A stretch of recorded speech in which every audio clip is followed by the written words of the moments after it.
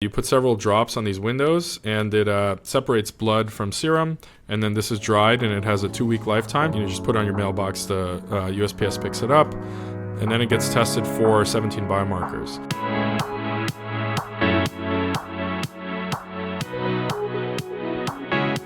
Michael Dubrovsky is a materials chemist, chief product officer and co-founder of SiPhox Health, the company behind this system of home blood testing, a service that claims to be as clinically accurate as traditional methods without the need to go to your doctor's office to provide a sample. Is this the future for keeping track of our vital biomarkers? Indeed, what are our vital biomarkers? Why do they matter? Hello again. Welcome to the Live Long and Master Aging podcast. I'm Peter Bowes. This is where we explore the science and stories behind human longevity. Michael, it's good to meet you. Great meeting you, Peter. Thank you for having me. So I pose the question, is this the future? I guess you believe it is. Yeah, I mean, I think it's already here, right? It's just not evenly distributed. That's like the classic trope. But, I think people that are spending a lot of money on concierge medicine live longer, and they also get blood tests more frequently. So you'll typically get a quarterly, pretty broad blood test if you're, top couple percent in wealth and are paying a lot for concierge medicine. So what we're doing is really just trying to make that accessible and convenient for people who don't have the time or money to do extensive venous blood draws every quarter. And your company's called SiPhox Health. How did you come up with that name? SiPhox is a short for silicon photonics. So we were originally, when we started the company, we ended up doing blood testing very quickly, but at the beginning it was not a blood testing company. It was just a pure silicon photonics company, which is a semiconductor technology for controlling light on a chip. And so that's where the name comes from. We tacked on health once we decided to go for blood testing. Got it. And I described you as a materials chemist. Mm-hmm. Can you just elaborate on that in terms of what your academic background is and what your experience is that essentially brought you to this point of founding a company like this? Yeah, so I've spent my whole career in kind of a combination of startups and academia. I originally studied chemistry and biochemistry, and then worked more in hardware, like electronics, manufacturing, and then eventually back to academia in Technion and MIT, working on photonics and materials, so kind of nanotechnology related to controlling light. About 7 years ago or so, I kind of discovered, for me it was a discovery, obviously it's been going on for a long time, is this thing called silicon photonics, which is taking the existing equipment that produces transistors. So like in your computer or phone, you have all these electronic chips that are doing logic. And also you have your camera chip. There are many different chips in the in a computer or phone. But there's taking that technology and using it to miniaturize optics is relatively new. So the real use case where it's been commercialized is the internet. So like this phone call we're having or this recording, it's going through fiber optic cables between data centers. And at the end of each cable is a silicon chip that's actually controlling that data flow. And it processes the light that's coming in and out of these fiber optic cables. So when I discovered silicon photonics, it was like kind of becoming very successful in internet. So it was helping scale the internet, in the kind of like 2017 or circa 2017, 2018. And there was a question of like, what's the next use case of this technology? So I've kind of came at a point where it was clearly winning in the internet, and the question is what's next? And so that's some of what I've been trying to answer myself, and also with my co-founder at SiPhox, who's spent his whole career in silicon photonics. So he actually built, a lot well-known products in the internet space based on silicon photonics. And we kind of decided together to start SiPhox, and very quickly realized that we could apply this optics technology to miniaturizing blood testing tools. And the reason is that if you open up, like if you go into a central lab, like a LabCorp or Quest in America, they're using tools to do blood tests that are primarily full of optics. So if you open the tool, it's lasers, lenses, mirrors, and so on. And so there's like a clear opportunity to evolve the technology to be used in these kind of like biotech use cases. And so about 4.5 years ago when we started the company, we saw this is a pretty good opportunity because a lot of trends are kind of coming together in the sense that, like healthcare is very broken, but a lot of the solutions are very data driven, right? Like solutions that kind of make sense, like trying to fix, okay, let's take healthcare and just make it the way it is in Europe or something is very difficult, right? But if you take a data driven approach, maybe you can get around some of the issues that the healthcare system has. And, everybody has a personal story of like problems they've had with the American healthcare system. So it's easy to think of kind of problems and sometimes even solutions. But basically that caused us to focus like, okay, if we can make this happen, it could be something that affects, hundreds of millions, billions of people. And that's historically, just to button this up, I think is a really important point. If you look at what products have scaled to, to like billions of people, to affect billions of people, it's really not that many things. So like there are manufacturing methods like injection molding, right? Like if you want a piece of plastic or an aluminum can, like stamping, there's only a couple of things. If you want something very complicated and you want to give it to billions of people, it's really a chip, like a camera chip in your phone is $1, right? So like the Kodak camera with film, that would have never happened. It's just impossible. So the chip industry, the semiconductor industry is amazing at scaling something very complicated. And that's why there's, some hope of actually taking that enormous blood test tool that takes up a whole table and miniaturizing it to something you could have on your, countertop in your house. So I can see what the initial, let's say, academic challenge was for you. And you mentioned the healthcare system as you see it being broken. This is something I hear from a lot of people. And also the personal stories, the personal reasons for people wanting to do something like blood testing at home, to have a much deeper dive in a much easier way in terms of their own personal, the current status of their health. Was there a personal incentive for you? Because, as I say, I kind of get the academic challenge, but I'm just wondering if there was a personal, almost a light bulb moment for you to want to apply to your knowledge to this medical sphere and this whole new era of people being able to monitor their own health at home. Yeah, I think it's, originally we both, my co-founder and I both kind of came into it with slightly different motivation. So because when he did his PhD, my co-founder's name is Diedrich, so he did his PhD in Belgium at like the center, it's like the big Silicon Photonics Research Center, one of the two in the world. And it's, he was there, like when he did his PhD, there were no commercial products at all. And when I met him, he had already designed like one of the chips that actually traffics like 50% of all internet traffic. So it was this, his career is kind of like, him and Silicon Photonics have grown together. And so his thinking was like, how do I apply this to the next thing, right? Like, how do we scale this, do more with it? For me, because I had a chemistry and biology background, and then I had gotten into Silicon Photonics and photonic materials, I was excited about like merging like the things that I knew about, right? So for me, just from a personal level, it was interesting to combine biology, chemistry, and these photonic chips, right? So that was the original thing. It was like some intellectual curiosity. Also, we knew that it was a big market. I mean, these are just the practical things. Like if you're honest, it's if you want VC funding, you need something that's a very big market, right? So if you make a tool that's used by some researchers or something, that's typically not really fundable. You have to get government grants or whatever. But if you do something that really affects society, then you can also raise a lot of money for it and actually make it happen. So you kind of it starts to narrow, your scope, and that's how it started out. But then as we started working on it, more and more got sucked into this whole space, and I had known about it a little bit tangentially. I mean, I have a lot of doctors in my family, and myself kind of have never really had any good experiences with healthcare. So as we started doing this, we started trying every single healthcare product, like direct-to-consumer healthcare product on the market, right? And having lots of conversations with doctors in all walks of life and so on. And so just got more and more into this. As it was all happening, like probably by year 2 of the company, so a couple of years now, it's like 2.5 years ago, my father got pancreatic cancer. And so I got to go through the entire process of him like going through the machine. Even though like here in Boston we have like some of the best hospitals in America, it was still like a really it's like very disappointing experience, I would say.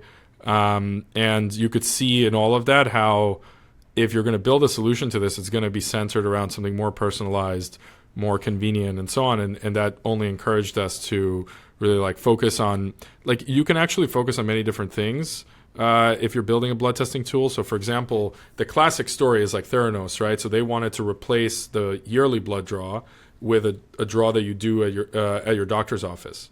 But in reality, and now there are like 3 different companies, like legitimate ones, that are pretty close to launching something like this. So like kind of like your yearly blood draw, but you get it in half an hour at the doctor's office. But you still need, let's say, a phlebotomist to get the tube of blood and so on. And so that seems like, oh, that's sci-fi, it's amazing. But in reality, it's still something that's happening once a year probably.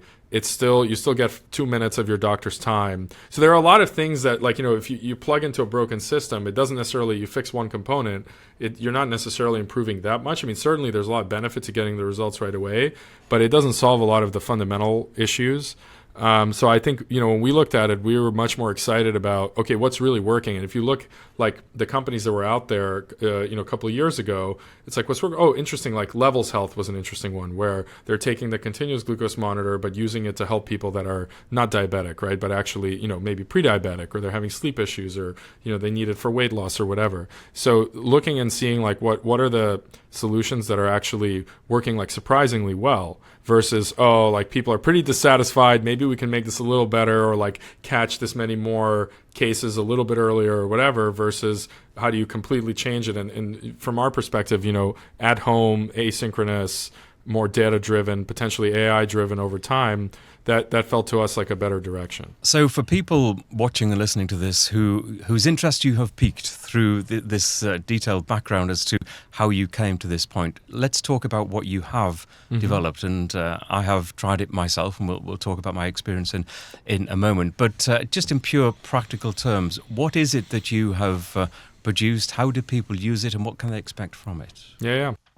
So basically, what we've been working on, there's like two kind of product thrusts at the company, or the major ones. So we have a hardware program where we're building a at-home cartridge. So you can actually see in here, there's a small chip, this black square. And so that comes out of a silicon wafer like this. And it's got a lot of optics on it to do blood testing, and it goes in a kind of like a microfluidics system where the fluidic steps happen to perform the blood test chemistry. So this is not available yet. This has to go through FDA clearance to be used in the home. And in the interim, while we're working on that, so that's a multi-year program that's been going on, and it takes quite a while to get to market. But we're having some very good results with it. We demoed at conferences and so on.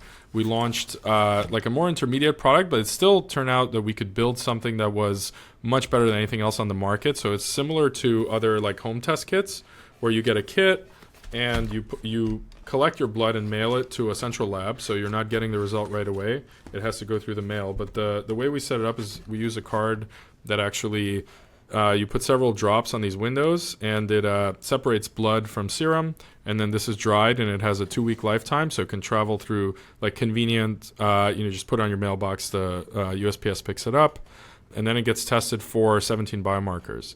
So one of the things we discovered was that a lot of companies, like what they do is they look at, people are searching like cholesterol test, right? And so then they make a kit like this for cholesterol. But you have to go through the whole process of pricking your finger, collecting the blood, mailing it, buying it, like everything, and you just get 2 results, HDL, LDL, total cholesterol, whatever, right? And what we said is, okay, what we want to do is we want to see what can you really get out of blood testing if you try to do like high performance, right? So we packed as many biomarkers as we could into this one test.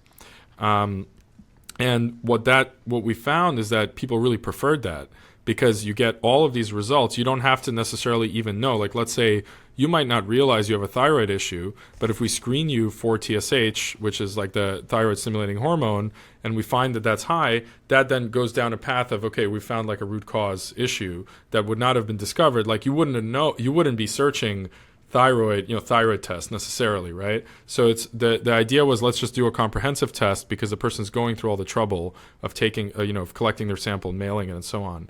And that's been very successful. We have thousands of people taking tests every month, and it's growing. And what we found is that actually different people use it for different things, but it's really validated the thesis that we had, that more data is better, more markers is better, and it can also be done at a cost that's affordable relative to other, relative to like the overall cost of staying healthy. And just in terms of the practicalities of doing this, I think for some people would be, even though I've done it and it is actually quite simple, it would still be quite daunting for some to have to go through the finger pricks, the making sure you're doing it properly. You offer a real-time video guidance for this, which is something that I took advantage of as well. Could you just talk me through how that works? I mean, essentially you're talking to a real person who step by step will talk you through it. Yeah, so we found, when we started doing this, actually, I think we launched, we launched it internally to 30 people about 2 years ago. And we were taking tests every week. And we found that there's a big difference between different people, like how easily are they able to collect the blood from their finger and so on. And we really optimize that experience. Like, we're always optimizing it. That's something that we're constantly trying to improve. And so now we have several things. One of them, maybe you didn't get to try this, but we actually have a tool that you put on your finger that vacuums your finger a little bit to get more blood to the surface of the skin. And that allows you to more easily collect after, like, when you actually prick yourself, you get more blood easily. You don't have to squeeze as much. But what we did that's really a game changer is we have, as you're registering your test, you can hit live help. And you can immediately talk to somebody and they'll walk you through the basics of doing it. And once you've done it once, that's the thing we realized, because we do repeat testing, it's worth it for us to do that for free, because once the person has done it right once, it's very easy for them to do it again. And that's something that, like, a lot of other companies can't do because they sell one-off tests. It's not really designed as a repeat testing service. So you take your own sample, you send it off in the mail, the result comes in a week or so. It took for me to get my results. And I suppose the key question that everyone's going to be wondering is, how accurate are these results when you compare them with traditional laboratory testing, where you go to your doctor's office and you provide the blood sample, obviously much more blood into a vial, you provide the sample there, and then you wait for your results. In terms of, and what kind of clinical trials have been done to validate this, how accurate are these tests compared with those that people will be more used to? So I think one thing to realize is that when you have blood collected for like standard lab draw, not the entire sample is used. So they're not actually using the whole sample. There's a whole business of selling leftover samples for studies and so on. So they always collect a very conservative in the sense that more than they need. These samples, like that you sent yours in and so on, they're all processed on actually FDA cleared analyzers. So they're not being processed yet on our technology. That's something we're working towards, but again, that requires clearance. So we're just maxing out what's possible with the FDA cleared tool. There is something, I mean, this is like technical, but there's another agency called CLIA. It's a federal agency that regulates these tests where you're mailing it to a central lab. And so that agency has a ton of requirements for validating, because we are rehydrating the blood, right? It's being dried and then rehydrated.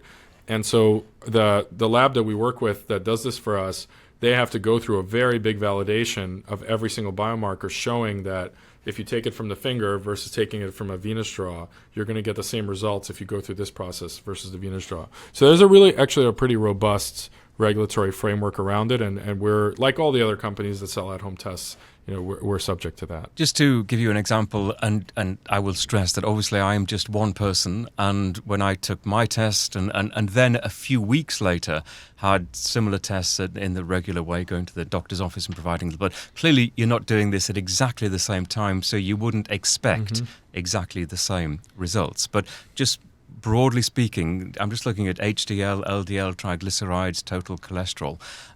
HDL was within 1 milligram per deciliter, 48 versus 49, so almost the identical results. The LDL, triglycerides, total cholesterol, your test tended to be lower than the laboratory test, about 18 milligrams per deciliter, lower for LDL, triglycerides, 14, lower 18 for total cholesterol. Again, totally acknowledge that these were done on different days at different times. My behavior in the previous 24 hours will have been slightly different as well. But what it does show me, and taking into account some of the other results as well, it showed me the trends in terms of generally what was high and what was in a normal range, and what was maybe on a low side of a range. And I've only done your test once, and perhaps to make a really sound judgment, you would want to do it repeatedly over a period of time. Is there just bearing in mind those numbers that I've just given to you, is that kind of typical? Yeah, I think so. So we have the types of people that like to use home testing are often very curious, and they'll do like these side by sides tests. So that happens all the time. The closer they are temporally, like we always recommend, like try to actually prick your finger at wherever you're getting your venous draw done, and then the comparison is more direct, especially for something that depends a little bit on how long have you fasted and all these things. But in general, if you go to two different companies that do blood testing, this is important, just like public service announcement. The industry doesn't like to talk about this that much, but if they're using different tools, so there are big players like Siemens, Roche, like the people who make the machines, each tool will give a slightly different result for the same sample, and it's because of the way that they're validated. It's a longer discussion. But basically, because of that, there's a little bit of a blur around, let's say the ideal cholesterol is 70 or whatever the number is. Well, there's a blur around that because where the study's done with a Siemens tool or a Roche tool, and so it's not quite as precise as we would like. Like as an engineer, you want it to be, I put a voltmeter on a battery, it says 3 volts, right? This is the voltage of the battery. But in reality, in the blood testing industry, every tool will give you a slightly different result. And so that variation is kind of built into all of the clinical decision making that goes on normally. And it's also how you have to view your own results. Like that's something that doctors take into account. And so the ideal thing is using the same test repeatedly over time, because that test will agree with itself a lot better than with, like LabCorp will agree with LabCorp better than it will with Quest. And so that because they're using the same tools every time.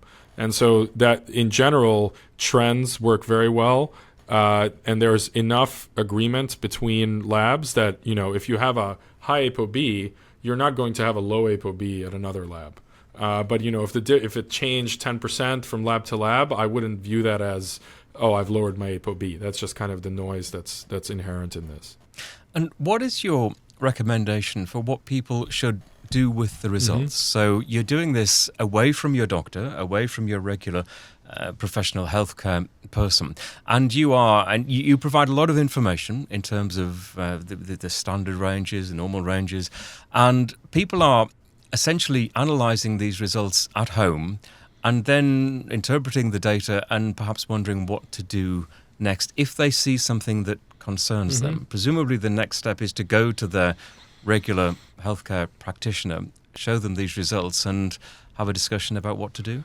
Yeah, so it depends a little bit. So if something is really out of range, like in there's a serious kind of imminent risk, we'll actually call. So we'll call the person and notify them. We will offer them to do a free venous draw to confirm. So because often if you take the number to your doctor and it's very out of range, they're going to say, oh, I don't know this at-home test. Let's just send you to get like a venous draw. So we preempt that and say, just go, we'll pay for it. Just go get the venous draw. So when you go see your doctor, you'll have the number with you, like incontrovertibly, this is a LabCorp number. And so that's, we found that to be helpful historically. We've actually generally, that's always yielded the same thing, but the doctor just wants to see it, so it skips like a week of back and forth. So I think for very out of range values, you want to get that handled like directly in the medical system.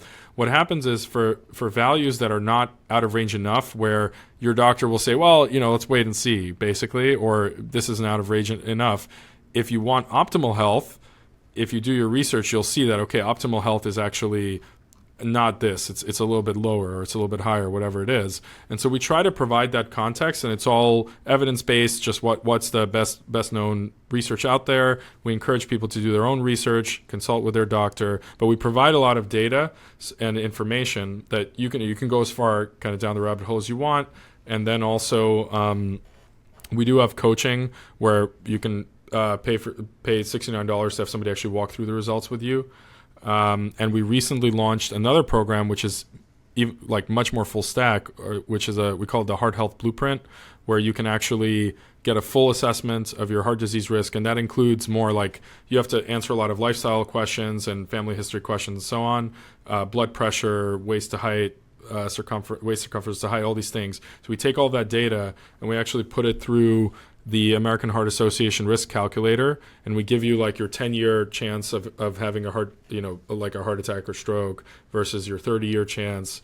and then you get a full assessment and next steps, which includes if you need it, you can actually talk to a doctor via telemedicine service that we work with and get prescribed a low-dose statin, for example, or some of the other options. So we've gone as far as like for that use case, because it's so common, where somebody wants to lower their heart disease risk, we've built like a more full-stack offering where you can go straight through the telemedicine. For a lot of the other things, we provide a lot of lifestyle feedback. So we have a whole insight system that provides personalized feedback, like here are the couple of things that are really well understood that modify this marker. And that we've had a lot of great results with that, where people can just apply these things. We try to find like kind of like the 80-20, like things that seem to work, in the studies show that they seem to work for a lot of people. And it's something that in the end, you have to try on yourself and look at the data, like test again. Because that's one of the flaws in kind of like these articles that's like chocolate is good for this or whatever, right? So if you look at the studies, typically what you'll see is like, well, only 50% of the people in the study benefited from it or whatever. And so are you in that 50%? Well, there's no way. I mean, there's no way to know without, like at least as of today, it's very difficult to know without just trying it and testing. And I think that's the basic version of that is you try something and see how you feel, right? Like, is my sleep better, whatever. But I think a data-driven approach is even better in some cases. And you can see, like, does this lower my inflammation? Is my, hormonal health better if I take the supplement or whatever? And that's something we enable people to do. It's about taking control of your own health, isn't it? That's essentially what you're saying, that you're helping individuals access their own data. And then it's up to all of us really to decide how to use that data, who to share that data with, and to get the best possible advice. And that is the real challenge, isn't it? And that's why so many people are confused. And you talk about mainstream news articles about chocolate or coffee or alcohol, or this is good for you, this is bad for you. It's this information overload that we're getting that is confusing people. And I think what the challenge for people like you, and to some extent for me, to try to explain these issues in simple terms is to do that, is to break everything down, to make it relevant to ordinary people, because otherwise I think people just get lost and almost drown in the amount of data that's available to them and become more and more confused. Yeah, I mean, I think the good news is actually that, like, if you look at the discourse, let's say 10 or 20 years ago versus today, I think there's quite a bit of progress in the sense that things that are more evidence-based, that work, that show up in blood work, that show up in stuff like that, it's not only is the medical community getting more comfortable with, oh, this lifestyle thing actually works, right, or whatever it is, but actually I think the internet is just helping people, the things that have high signal to noise, like they're actually something meaningful is happening, they tend to rise to the top in the podcast world, in Reddit, in all these places where there's a bit of a competition, like an evolutionary competition, where, like, I think a good example of this, the classic example is like, there's a lot of people giving health advice, but like, why is Huberman so successful? I think maybe some percentage of what he's saying doesn't even work, right? But I think some of the things, like, I'll give you a simple example, like the thing with the light in your eyes, that just works, like for me at least. So if I do the thing he says, this is like what he says on every episode, right? You get up right away, go look at sunlight for 5 minutes, and it's going to set your circadian rhythm. Like, I really do, I can objectively, this improves my sleep and wake cycle if I do this. And I think that's part of the reason that he's become very successful is like, at least that one hack is true, right? And he keeps repeating it. And so I think there is like a meritocracy that exists on the internet, and that's actually a good thing, right? And eventually a lot of these things will make it into like more mainstream medicine as well, which is worse at dealing with like lifestyle stuff, right? Like, how do you prescribe lifestyle, right, or whatever? But they're starting to think about that.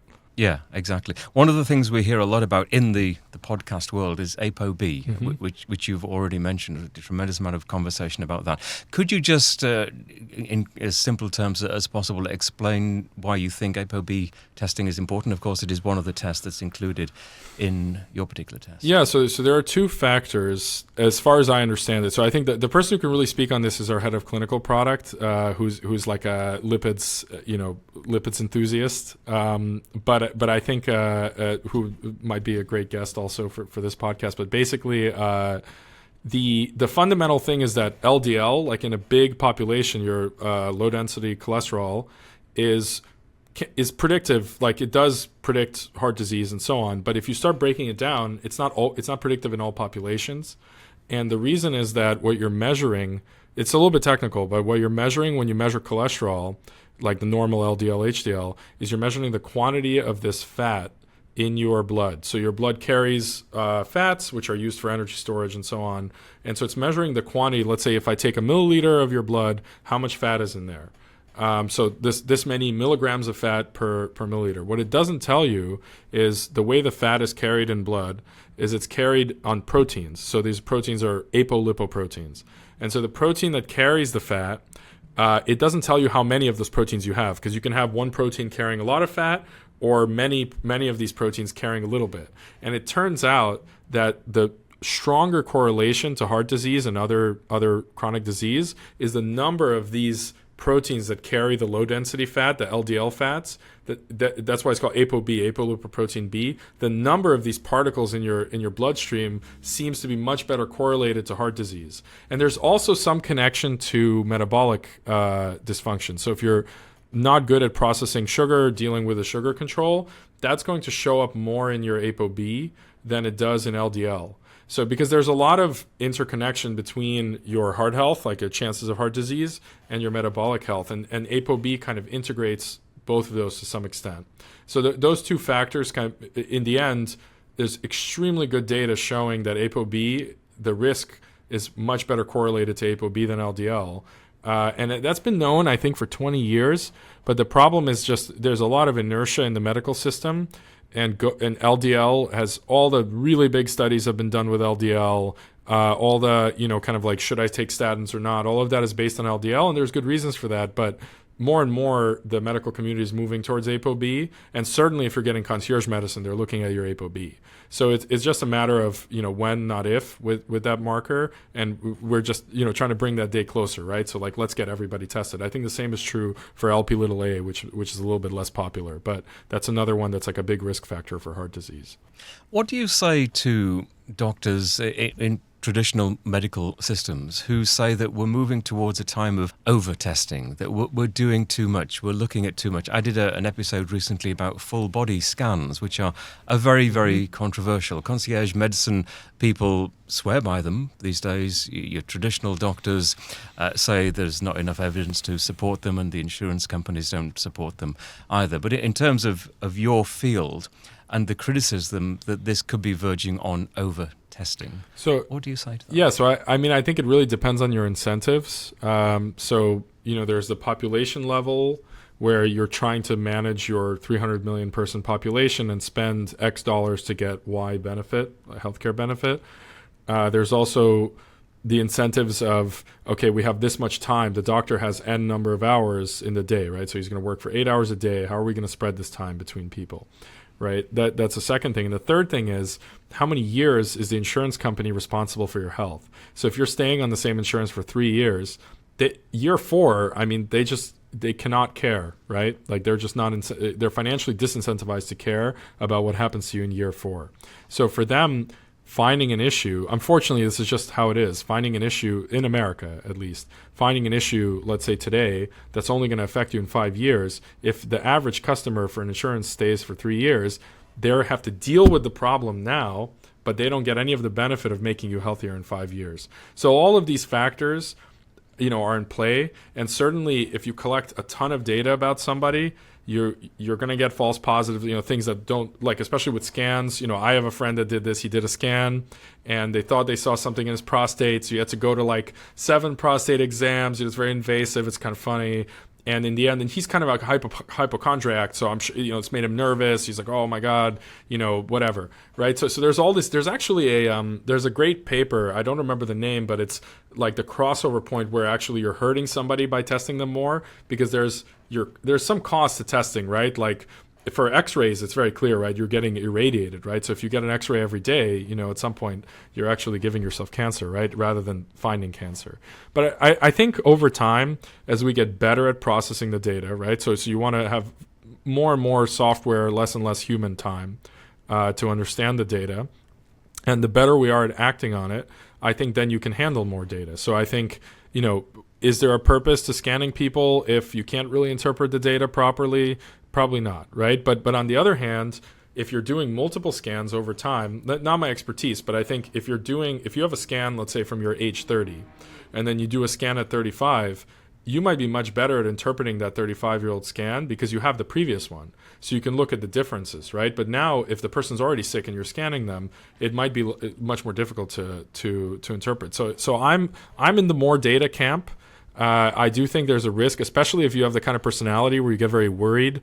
I think there is a risk of like over measuring. SiPhox, I would say, is all the way on the side of you should measure these things. So if you look at like what's out there in the market, there are tests that will measure like 100 or 500 biomarkers. And I think a lot of them, it's really low chance that you're going to get something out of it. It's just like a ton of information, and that marker, is very rarely insightful, but it's just a way of like, it's a vanity number. Like we measure 500 biomarkers, right? But I think the nice thing about what we've done is we were limited, like we collect very little blood, so we can only measure, 10, 20 markers. And so we really went for the ones where if you look at 1,000 people and you measure these markers, you're going to have a big health benefit from knowing these numbers, because they're the ones that correlate over time to all the major, chronic diseases that end up, basically debilitating people and eventually killing them. And so I think from that perspective, 6 out of 10 Americans have a chronic disease, 3 out of 10 have 2. So it's not like a rare thing or something. And it's to me, it feels like we're under testing. Like I think every American should be getting at least once a year a test with the markers that we test. Like it should just be something that goes along with your yearly blood panel. So that's my biased take, I would say. And Michael, what kind of anecdotal feedback have you had from the users of your product? You must have heard stories from people about how they've responded, what sort of data they've gathered, and how they've used that to their benefit. Yeah, I think a great example. So I can give you two interesting examples. One is this was early on, so we hadn't done a lot of tests, and this was kind of the first big one. So it sticks in my memory. We called him Ferritin Guy. So we had a guy who came up with a ferritin, which is the protein that stores iron. It's 10 times higher than normal. And we thought, oh my God, like there must be a lab error, like this is so embarrassing, whatever. And we had him go and test in LabCorp, and he comes back, same number. And he went and got diagnosed. He's a young guy, around my age, 35 or something. And he hadn't been feeling that great for several years. And it turned out he had hemochromatosis, which is a condition where you have very high iron levels. And he had done a bunch of he wrote us this whole long review so people can go find it and read it. But basically, he had been through a lot of medical stuff, and they never tested iron, they never tested ferritin, and basically there's a simple fix. So now he goes and gives blood, and so he's basically able to reduce his iron levels by giving blood, and he feels much better. And the important thing is that over time, this is a really dangerous condition that can shorten your life by decades. And a fair amount, I forget what the percentage is, but it's not a small percentage of people actually have this. It's partially genetic. And so that was a very interesting example where super low cost, in the scheme of things, very low cost test added, potentially decades of life to this, to this guy's life. And he's, he has kids, he's in the peak of his life, right? And this was a huge unlock for him.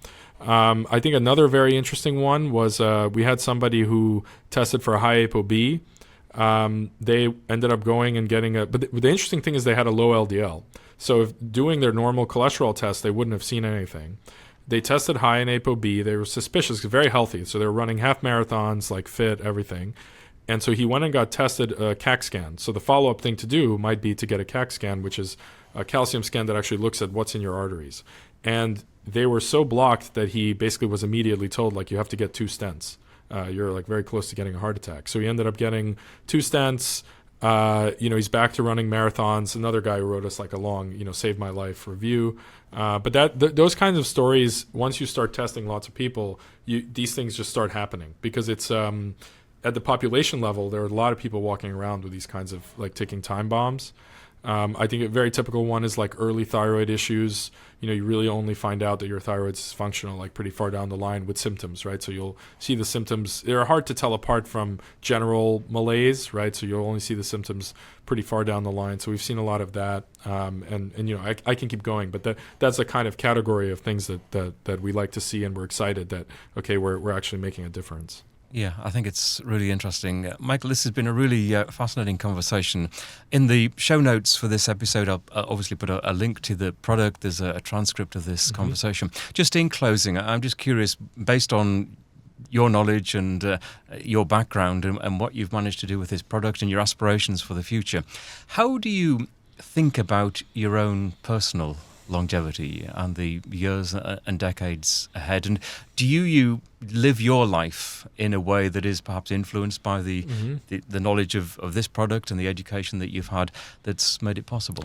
It's actually a very interesting question. There's a joke that we had like a meme that we would pass around internally when we were building the first version, which is like, it's this meme. I can send it to you later if you want to put it on the screen, but it's basically how our customers look versus how we look.